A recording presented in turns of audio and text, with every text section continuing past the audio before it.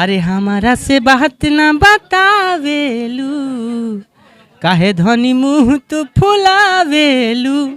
जो जवन चिपकल रहे बदन से, कीन दिए राजा जी कुरुति काला। हमारे साथ कृष्णा जैक है और बता दें भाई साहब ने तो धमाल मचा दिया है। और बता दें यहाँ पे जो पोस्टर लगा है इसी गाने का लॉन्चिंग था। और सबसे पहले जानेंगे, बहुत बहुत स्वागत है।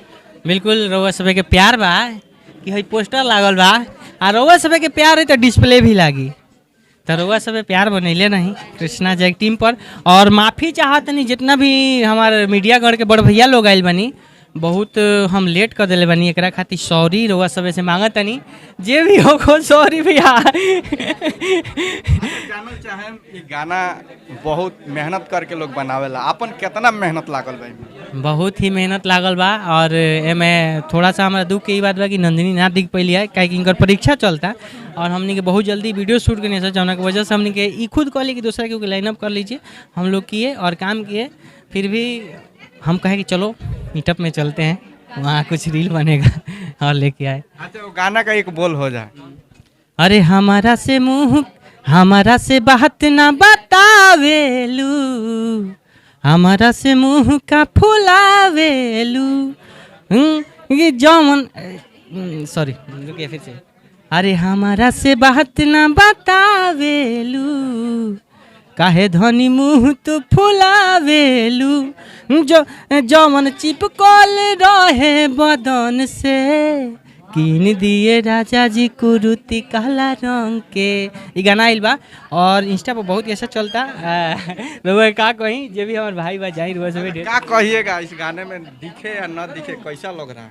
दिखे या ना दिखे, ये दिखे है ना, ये दिखे तो हम भी दिखे बस। साथ में दिखते थे, इसमें नहीं तो दिखे। का हो गया, मतलब बहुत सारा गाना है जिसमें हम ही रहते हैं। हर एक कभी कभी चेंज भी होना चाहिए ना, हमेशा हम ही थोड़े ना रहेंगे। दर्शक चेंज होने के लिए नहीं चाहते, फिर भी अब चेंज कर दिए हैं। तो कोई दिक्कत नहीं है, सबका प्रॉब्लम होता है। मेरा एग्जाम था, आज भी था, फिर भी हम आए हैं। कहीं ना कहीं मतलब एग्जाम के लेके आप डिस्टर्ब थे इसलिए। हाँ, पढ़ाई भी तो जरूरी है ना, इसलिए। अच्छा, क्या कहें सर, जौन गाना चलत आगे भी चलत रही, दर्शक के मिले कि ना? बिल्कुल काहे ना, रउआ सब के प्यार रही तो पसीना कुछ नहीं है गिरल, इतना पसीना गिरी कि शरीर गोल के हेंगनी हो जाई। अरे प्यार मिली तो शरीर बनल रही। ये बात बा। जितना लोग यहाँ आइल बा, बहुत लोग क्रिएटर लोग आइल बा। जी जी जी जी, बहुत अच्छा लागल, सबकर आभारी बानी।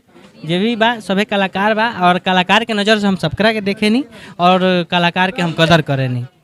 अच्छा, बीच बीच में कुछ अजीब आवेला कि लोग रोए के भी देखे के पड़ जाला, का वजह रहेला कि कब रोहूं के पड़ जाला? बिल्कुल भैया, फिर से देखे के मिली, हमारे एगो वीडियो आवत हवे, कॉमेडी वीडियो लेके आओ तनी पथेरा, एकदम गांव से जुड़ल वीडियो बा, साफ गांव से जुड़ल। और वो वीडियो में हमार बाबूजी लास्ट में जाकर मर जालन, पैसा के वजह से हमने के इलाज ना करा पान वैसन। आ ये चीज़ हमार रियल घटना हो, वो चीज़ के हम अपना पथेरा वीडियो में देखले बनी। रउआ सबे पथेरा वीडियो देखी, टीजर लॉन्च हो गई बाबे और ओकर वीडियो बहुत जल्दी आवेला बाबे। कहीं ना कहीं जौन काल्पनिक घटना बा उ फिल्म के माध्यम से दिखा दिहल। जी भैया जी, जौन दिल में बात तौन देखावत तनी, जौन हमार मजबूरी रहे, जौन हमार गरीबी रहे, वो देखावत तनी रउआ सबे के। अच्छा, मैं दर्शक जाने के चाहता आगे का आवे वाला बा? आगे बहुत कुछ आवे वाला बा। आगे यहाँ से चल के जाइए तो रोड आ जाए, आगे यहाँ से चल के जाइए तो सीढ़ी आ जाए। नहीं बस हाँ, सब देखो तानी हमारा साथे कृष्णा जैक और साथे वाला जोड़ी रहुआ देख रहा बानी, तो बहुत बहुत स्वागत बा हमारा चैनल में।